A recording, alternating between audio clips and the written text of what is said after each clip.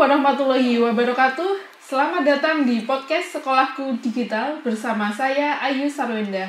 Hari ini kita akan ngobrol seru tentang implementasi KRIS di SMK Negeri 2 Kota Kediri bersama dua sosok yang terlibat langsung. Ada guru dan siswa. Yuk kita sambut dulu Ibu Fitri. Halo Ibu, apa kabar? Alhamdulillah, sehat Bu Ayu. Terima kasih atas kesempatan yang diberikan hari ini. Wah, luar biasa ya. Sama-sama Ibu. Nah, kita juga bersama dengan Kak Zilda, Ketua OSIS kita yang berperan dalam penggunaan KRIS di sekolah. Halo Kak Zilda, apa kabar? Alhamdulillah baik Bu. Senang sekali diberikan kesempatan untuk berbincang di sini bersama dengan dua guru cantik ini. Ya, baik. Wah, keren sekali ya Kak Zilda ini. Bu Fitri, boleh diceritakan dulu latar belakang kenapa sekolah memilih mengimplementasikan KRIS? Oh iya, terima kasih Bu Ayu. Nah, ini sebenarnya latar belakang kenapa KRIS itu tiba-tiba muncul di sekolah kita ya. Itu sebenarnya berawal dari undangan dari Bank Indonesia. Sekolah kita sedang mengikuti kompetisi tentang KRIS Gesit, KRIS Gerakan Sekolah Digital 2025. Jadi ada 3 kompetisi. Yang pertama adalah Digicuan, yaitu Digital Culture Activation. Itu kompetisi yang kaitannya dengan bagaimana program pengembangan untuk penggunaan sistem pembayaran digital di area sekolah. Jadi kita di situ nanti harus bikin program kerja atau proker. Jadi sudah saya dan tim itu bikin program kerja, nanti saya jelaskan lebih lanjut. Kemudian ada kompetisi yang kedua, itu adalah transaksi atau jumlah penggunaan KRIS di area sekolah, yaitu kantin sama koperasi siswa. Jadi ini semacam istilahnya user experience bagi orang-orang atau teman-teman kita, siswa maupun bapak ibu guru karyawan yang ada di sekolah, bagaimana mereka menggunakan KRIS ketika melakukan pembayaran, ketika jajan di kantin atau kopsis. Terus kemudian kompetisi yang ketiga itu kaitannya dengan buat video konten yang memaparkan testimoni bagaimana enaknya menggunakan KRIS sebagai alat bayar di area sekolah, seperti itu. Ya, wah keren banget ya. Nah, kalau boleh tahu proses awalnya ini seperti apa sih Bu? Kalau untuk proses awal, karena di sekolah kita itu ini semua bermula dari nol ya Bu Ayu, karena memang belum pernah ada penggunaan KRIS sama sekali di kantin maupun di koperasi siswa. Jadi ini saya dan tim cukup berat untuk mensosialisasikan itu, karena ini program dari Bank Indonesia masuk ke sekolah. Jadi ada implementasi digitalisasi, bagaimana nanti bisa merubah mindset siswa yang semula itu, ini kaitannya dengan pembayaran non tunai. Ya, kalau semula kan kita terbiasa tunai. Nah, ini siswa atau warga sekolah itu diajari supaya terbiasa cashless tanpa tunai. Jadi langkah awalnya ya saya berkoordinasi dengan banyak pihak, hampir semua pihak. Saya menghubungi Waka, 5 Waka yang ada di sini, Waka kurikulum, Waka SDM, kemudian Waka kesiswaan, kemudian Waka humas, dan juga sampai ke Waka Sarpras. Karena itu sangat berkaitan, semua pihak itu harus mendukung. Karena untuk pengembangan digitalisasi, khususnya sistem pembayaran menggunakan KRIS ini, kalau tidak didukung oleh semua pihak yang di sekolah, itu nggak akan jalan. Kalau saya dan tim saja yang effort, tetapi semua pihak yang ada di sekolah nggak ada support, nah itu seperti sia-sia. Karena langkah awalnya jelas tadi sudah koordinasi dengan 5 Waka, dengan terutama juga dengan pihak pimpinan, kepala sekolah juga atas izin beliau, dan juga saya harus menemui dan melakukan koordinasi dengan pihak kantin dan juga kopsis. Apakah mereka siap nanti ketika istilahnya diajak untuk melaksanakan digitalisasi sistem pembayaran menggunakan KRIS. Jadi saya rapat juga dengan mereka, ngasih pelatihan sedikit, pengetahuan tentang KRIS itu seperti apa. Nah, kemudian penggunaannya bagaimana, manfaatnya apa. Setelah itu saya bekerja sama juga dengan mengundang pihak bank, yaitu Bank Jatim, untuk mengadakan sosialisasi, edukasi, digitalisasi menggunakan KRIS. Jadi nanti yang diundang adalah ketua kelas 10 dan kelas 11. Kenapa kok kelas 12 tidak? Ya karena ini fokusnya kelas 10, 11 yang memang masih aktif di sekolah. Terus yang diundang juga adalah pihak kantin. Jadi kita undang mereka, pihak kantin. Kemudian undang juga pengelola koperasi siswa. Kemudian juga kita undang pengelola unit produksi yang lain. Supaya mereka ya tahulah. Nah, di sekolah kita nanti akan menerapkan KRIS. Seperti itu. Terus itu langkah berikutnya adalah melalui Waka Kurikulum saya meminta izin ketika kegiatan literasi di hari Jumat. Saya membagikan modul edukasi digital yang itu isinya tentang isinya segala sesuatu yang berkaitan dengan KRIS. KRIS itu apa, manfaatnya apa, kemudian cara penggunaannya bagaimana. Kalau nanti nggak punya rekening bank seperti siswa, nah itu melalui apa kalau mau bayar pakai KRIS. Nah seperti itu. Terus saya juga sebar angket juga. Kemudian saya juga buat kuis. Jadi di kegiatan literasi atas izin dari Waka Kurikulum. Kemudian saya juga dengan tim menunjuk ketua kelas 10 dan 11, mereka nanti yang akan mewakili kita, membantu kita untuk mengedukasi teman-temannya yang ada di kelas. Ya, seperti itu. Dan bantuan juga wali kelas terutama. Iya. Wah, luar biasa ya perjuangan Bu Fitri ini dalam mengimplementasikan KRIS di sekolah. Jadi kita perlu berkolaborasi dengan berbagai pihak ya, Bu? Betul. Nah, karena ini kan KRIS itu nggak bisa istilahnya disosialisasikan, diimplementasikan hanya 1-2 pihak, tetapi harus semua. Kalau ini adalah KRIS-nya sudah masuk sekolah menjadi budaya digital, yaitu semua pihak harus support. Iya, wah keren sekali. Baik, sekarang kita menuju ke Kak Zilda ya. Oke. Nah, Kak Zilda sebagai ketua OSIS dan juga pengguna aktif KRIS ya, awalnya gimana sih responnya? Untuk awalnya itu bingung Bu untuk penggunaannya, tetapi setelah ada dijelaskan lewat KRIS Talks sama mempraktekkan sendiri melalui kantin maupun koperasi sekolah, itu ternyata penggunaannya mudah sekali. Tinggal scan barcode, kemudian memasukkan nominalnya, yang terakhir itu bayar. Nah, tadi kan sudah praktik tentang implementasi KRIS. Lalu kamu ngerasa nggak sih manfaat KRIS itu apa aja? Yang pastinya itu praktis, cepat, dan kemudian dari saya sendiri lebih bertanggung jawab dalam mengelola uang saku saya karena dapat dicek secara langsung kan Bu itu di aplikasinya. Iya. Seperti itu. Baik, jadi orang tua itu juga bisa melihat riwayat transaksinya gitu ya Kak ya? Iya, benar Bu. Iya, wah keren banget nih anak muda. Harusnya sudah pakai KRIS semua gitu. Yeah. Oke, kita balik ke Bu Fitri. Nah, dari cerita yang Ibu Fitri sebutkan tadi, tantangannya apa saja yang dihadapi saat sosialisasi KRIS? Kalau bicara tantangan banyak ya Bu Ayu, karena ini sekolah kita masih baru terkait implementasi pembayaran digital menggunakan KRIS. Jadi memang cukup berat, tetapi cukup berat itu menjadi sesuatu yang kita menjadi tertantang melakukan beberapa hal. Karena tadi saya sebutkan di awal ada kompetisi proker atau program kerja di Cicuan. Nah, kita membuat beberapa program supaya tantangan-tantangan itu tadi bisa kita selesaikan satu-satu.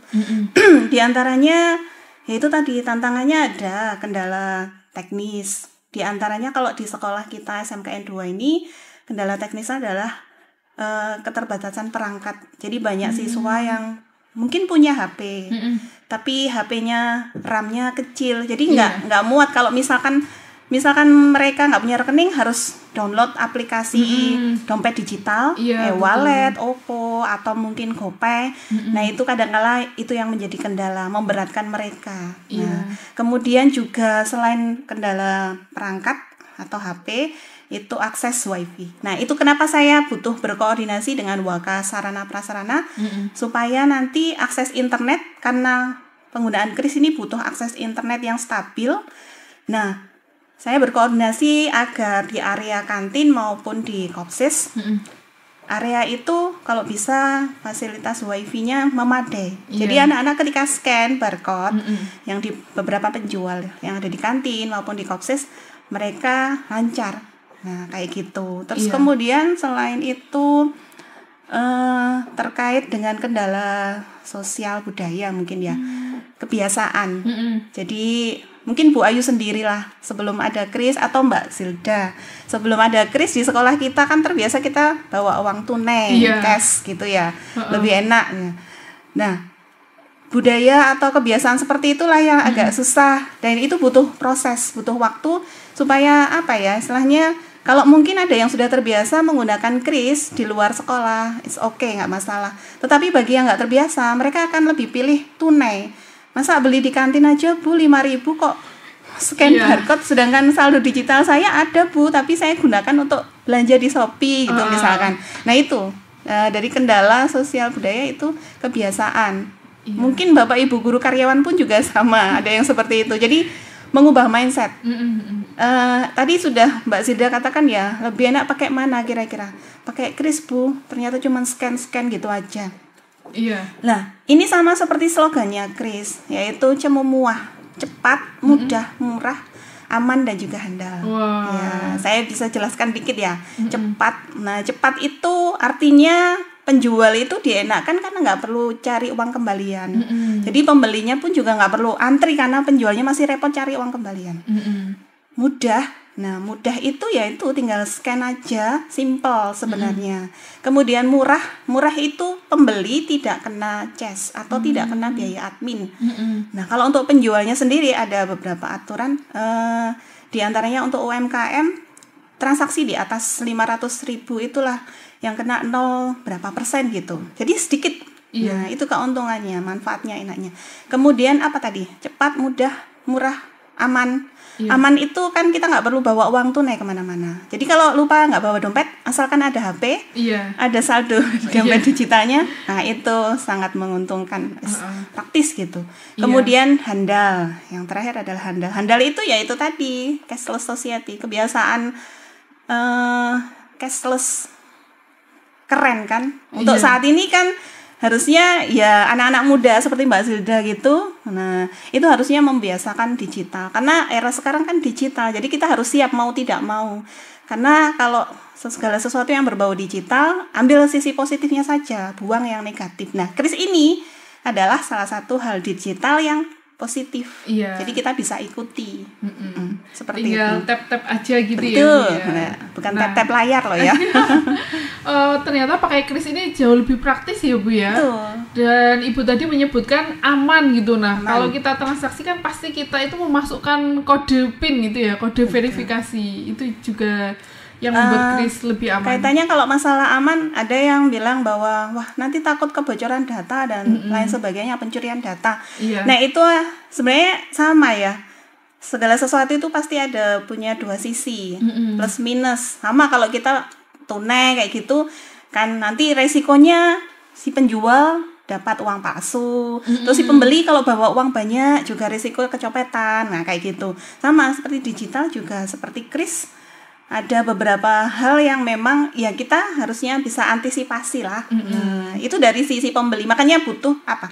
Istilahnya pendidikan tentang literasi keuangan digital. Jadi supaya kita itu bisa meminimalisir hal-hal buruk dari yang kita lakukan, yaitu soal digital tadi. Iya, wah mantap sekali ya penjelasan dari Ibu Fitri tentang implementasi kris. Berikutnya Bu Fitri, respon orang lain atau bahkan mungkin wali murid bagaimana Bu? Kalau untuk orang lain, ya orang lain itu di sini adalah pihak warga sekolah ya. Kalau saya Bapak Ibu guru karyawan yang ada di sini mendukung siswa ya sudah mulai merasakan apa istilahnya merasakan manfaatnya juga, tetapi memang masih belum maksimal juga. Jadi itu masih butuh proses dan butuh kerja keras juga. Kemudian kalau untuk wali murid ini yang kita nanti berusaha tindak lanjuti, kita bikinkan edaran kan setelah ini ada rapot penerimaan rapot ya, kita bisa kasih edaran untuk mensosialisasikan juga melalui edaran tersebut kepada wali murid supaya wali murid itu juga ikut mendukung. Jadi apa istilahnya mensupport putra-putrinya bahwa ini loh, sekarang di sekolah itu ada sistem hybrid namanya ya. Ini yang agak keren bahasanya, sistem hybrid. Hybrid itu sebenarnya gini Bu Ayu. Jadi di SMKN 2 itu memang sudah mulai digitalisasi, mulai masuk gitu ya. Seperti yang dikembangkan oleh Bank Indonesia. Tetapi kita tadi nggak bisa apa istilahnya memaksa, oh berarti semuanya harus digital ya, berarti nggak boleh pakai tunai. Nah, apalagi ada program yang saya dan tim itu kerjakan, nah sedang implementasikan adalah di hari Jumat One Day No Cash. Nah, One Day No Cash itu adalah 1 hari tanpa tunai, yaitu di hari Jumat. Nah, itu sebenarnya mau wajib. Tapi mau wajib itu jelas nggak mungkin Bu Ayu dengan kondisi real sekolah kita yang seperti ini. Nah, akhirnya kata-katanya adalah sebaiknya anak muda itu sebaiknya seperti siswa, pakai uang non tunai karena kris itu adalah salah satu instrumen pembayaran non tunai. Masih ada banyak sebenarnya. Ada transfer, ada cek, bilet giro dan lain sebagainya. Kris itu hanya salah satu, hanya bagian saja dari instrumen pembayaran non tunai. Jadi ya sistem hybrid tadi kita juga berusaha menjelaskan pada orang tua atau wali murid di sini masih bisa tunai, tapi ada alternatif lain yaitu non tunai, yaitu menggunakan kris yang manfaatnya juga ada. Resikonya atau mungkin apa ya istilahnya? Ya adalah resiko yang kita bisa antisipasi seperti itu. Iya, wah keren sekali ya. Baik, kita ke Kak Zelda. Setelah beberapa bulan pakai kris, ada perubahan nggak dalam kebiasaan Kak Zelda? Kalau untuk perubahan kebiasaan itu sangat terasa sekali ya. Seperti saat saya ingin belanja sesuatu itu lebih memilih tempat yang menyediakan kris. Karena tadi yang lebih mudah, aman juga. Jadi saya lebih memilih tempat yang menyediakan tersebut. Iya, wah lebih praktis ya, Kak, anti ribet juga. Oke, baik Bu Fitri. Lalu bagaimana keberlanjutan program ini? Untuk keberlanjutan ya, ini kan harapannya kalau kemarin hanya karena ingin mengikuti kompetisi dari Bank Indonesia. Tetapi untuk selanjutnya harapannya adalah program digitalisasi, terutama sistem pembayaran yang ada di sekolah kita, itu masih tetap lanjut. Jadi terus, karena saya melihat pun juga ada sisi positif yang kita nggak bisa abaikan di situ ya. Karena anak muda, apalagi kita mengajar siswa kita, menyiapkan mereka siap di era digital. Jadi adalah nanti pengalaman kalau anak muda itu ayo menggunakan digital, kalau sistem pembayaran ya pakai kris seperti yang di sekolah. Jadi kelanjutannya ya tetap jalan karena sosialisasi ini dan implementasi penggunaan kris di area sekolah itu butuh konsisten, butuh kerjasama menggandeng banyak pihak. Nah, oh iya satu lagi Bu Ayu, saya juga mau mengenalkan ini di koperasi siswa ini sudah mulai nanti akan ada lini bisnis yang baru, yaitu agen, jasa agen. Jadi jasa agen ini melayani apa? Melayani yaitu tadi anak-anak yang punya dompet digital, ini kan butuh top up. Nah, koperasi siswa punya lini usaha yang baru itu bisa menyediakan top up untuk anak-anak. Bapak Ibu guru juga bisa top up. Kemudian mau bayar listrik, mau bayar PDAM, insya Allah bisa. Karena kita kerjasama dengan Bank Jatim dan ini masih proses ACC. Iya. Kayak gitu. Jadi apa ya, dari keberadaan kris yang itu hanya awalnya semacam memenuhi tugas kompetisi.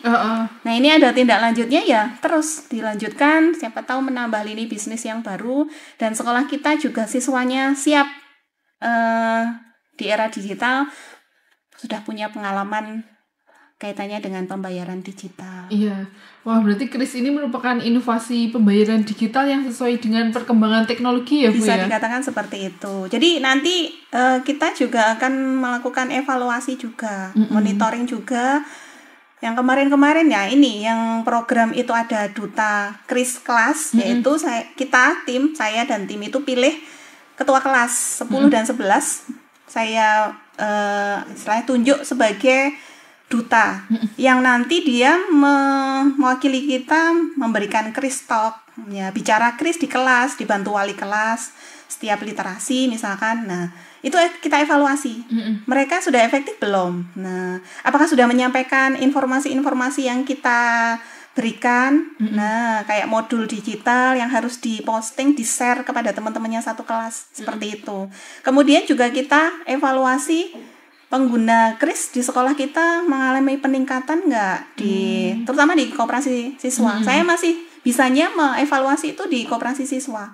Kalau di area kantin itu kan pengelola orang luar ya yang nyewa di kantin kita. Jadi itu butuh evaluasi dan monitoring juga. Kalau mau digitalisasi itu menjadi budaya, benar-benar budaya di sekolah kita. Iya. Kayak gitu. Wah, luar biasa ya. Ini karena keterbatasan waktu ya, kita sampai ke segmen terakhir. Nah, sebelum kita tutup, apa pesan terakhir dari Bu Fitri dan Kak Zulda? Oke, silakan Bu Fitri atau dulu. yang muda dulu. Oh iya, boleh. Silakan Kak Zulda, pesan terakhirnya. Kalau pesan dari saya itu, Kris buat kita simple dan keren. Yuk kita jadi generasi cashless yang cerdas. Iya, wah, luar biasa ya. Oke, Bu Fitri silakan. Iya, kalau saya ya simpel ya, karena di sini dan tim itu berusaha untuk bikin proker-proker yang memang sesuai, yang nanti di sekolah kita budaya cashless itu muncul. Nah, pesannya cuman yuk anak-anak muda yang ada di SMKN 2 Kota Kediri, jangan takut untuk menggunakan Kris. Karena kalian masih muda, nggak ada salahnya mencoba sesuatu yang baru, yaitu ini digitalisasi sistem pembayaran via Kris. Iya. Jangan beralasan A, B, C, D. Nah, karena orang yang punya atau selalu beralasan banyak, itu nanti nggak akan sukses kehidupannya ke depan. Ya, luar biasa ya sharingnya Bu Fitri. Nah, yang penting kalau kita pakai Kris itu harus ada saldonya ya, Bu. Betul. Iya. Oh iya, jangan lupa Bu Ayu. Ini kaitannya dengan pendidikan literasi keuangan digital. Nah, takutnya gini. Wah, yang penting duwe saldo. Iya, harus ada saldo ya. Nah, di dompet digitalnya.